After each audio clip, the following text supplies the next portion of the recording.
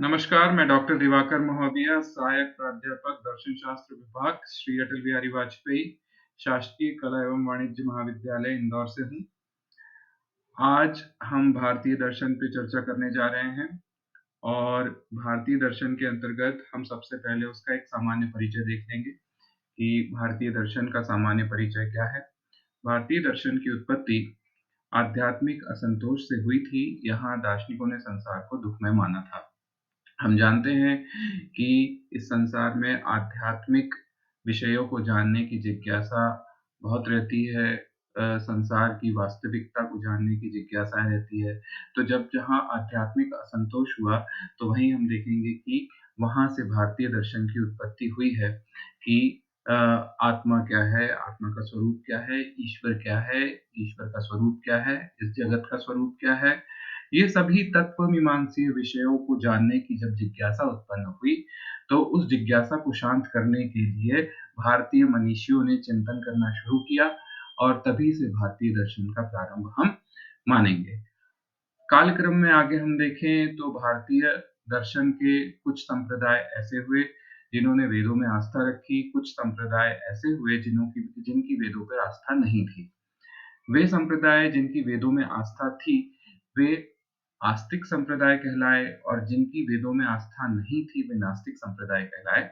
ये आस्तिक संप्रदाय 6 थे, जिसे हम षड दर्शन के नाम से भी जानते हैं, जिसमें सांख्य, न्याय, वैशेषिक, मीमांसा, योग और वेदांत, ये 6 षड दर्शन कहलाए।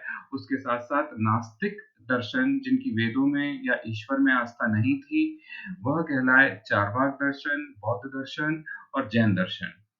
इन सभी संप्रदायों ने भारतीय दर्शन के सभी संप्रदायों ने लगभग आध्यात्मिक चिंतन सभी संप्रदायों द्वारा किया गया, तत्वमीमांसीय चिंतन किया गया और इस प्रश्न का हल खोजने का प्रयास किया गया कि इस संसार के अतिरिक्त भी, इस जगत के अतिरिक्त भी किस तरह की व्यवस्थाएँ हैं, चाहे वह हम उपनिषदों की बात कर लें या वेदों की बात कर लें या हम मीमांसा की बात कर लें या वैशेषिक दर्शन की बात कर लें, वहाँ भी इस प्रकार के चिंतन हुए कि वास्तविक रूप से सत्य क्या है।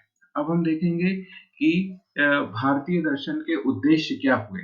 जीवन के प्रति एक निश्चित दृष्टिकोण भारतीय दर्शन का सबसे प्रमुख उद्देश्य हुआ कि वास्तव में जीवन क्या है और उसके प्रति एक निश्चित दृष्टिकोण होना चाहिए। ये निश्चित दृष्टिकोण क्या हो सकता है? तभी हम देखते हैं कि भारतीय दर्शन में अंतिम लक्ष्य या परम लक्ष्य के रूप में मोक्ष को स्वीकार किया गया है।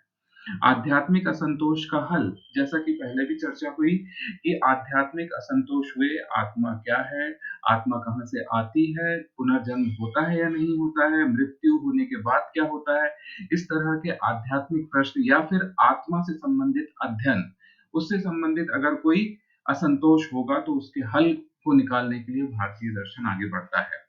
आत्मा के अस्तित्व में विश्वास, केवल चार्वाक को छोड़कर ही हम देखते हैं कि भारतीय दर्शन में सभी संप्रदायों ने आत्मा के अस्तित्व में विश्वास किया है।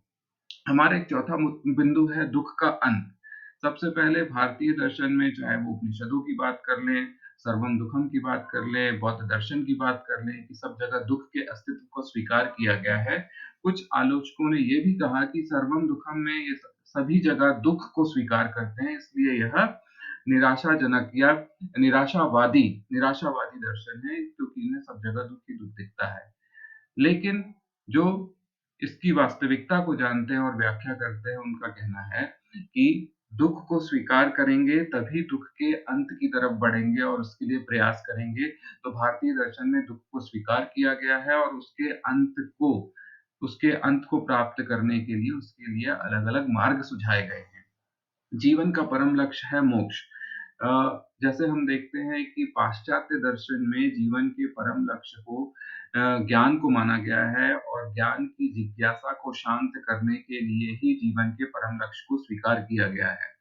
लेकिन भारतीय दर्शन में अंतिम लक्ष्य मोक्ष को स्वीकार किया गया है। मोक्ष को एक ऐसी अवस्था माना गया जहाँ मनुष्य जीवन और मृत्यु के चक्र से मुक्त हो जाता है और परम तत्व में लीन हो जाता है।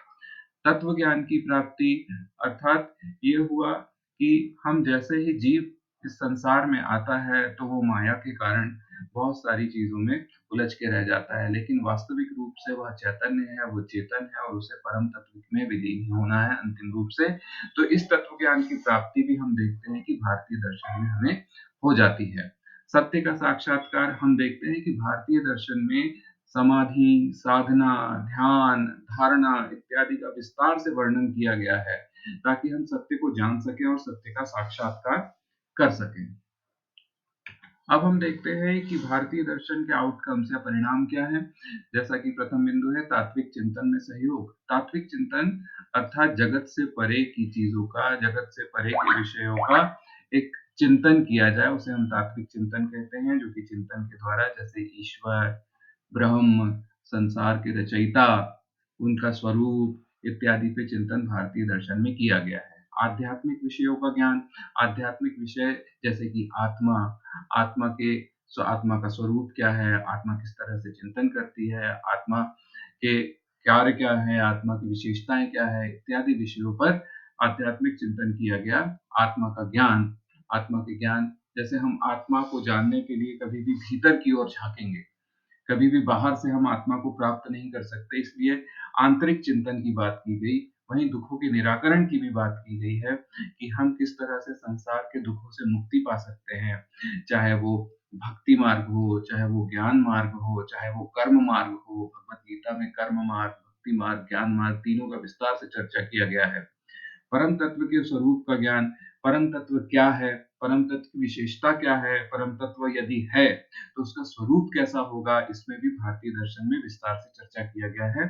जगत की उत्पत्ति के कारणों का ज्ञान, ये जगत हमें दिखता तो है, सर्वत्र दिखता है, हमें जल दिखता है, हमें वायु भी हमें महसूस होती है, गगन दिखता है, हमें मृदा दिखती है, मिट्टी दिखती है, सब कुछ दिखता है, लेकिन इन सब की उत्पत्ति हुई कैसे, हमें पंच महाभूत ये बने कैसे, इनकी उत्पत्ति के कारणों के पीछे भी भारतीय दर्शन विस्तार से चर्चा करता है। जगत के मूल तत्व या तत्वों का ज्ञान, जगत के मूल तत्व क्या है, जैसे कि मैंने पंच महाभूतों की चर्चा की, उसमें भी हम जगत के मूल तत्वों के ज्ञान की चर्चा करते हैं।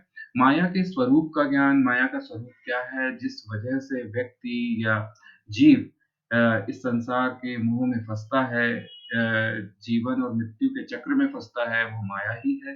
इस माया का स्वरूप क्या है, इस माया से कैसे मुक्ति पा सकें और किस तरह मोक्ष की ओर आगे बढ़ सकें, इन सारी चीजों का परिणाम के रूप में हम भारतीय दर्शन के परिणाम की तरह स्वीकार करते हैं। धन्यवाद।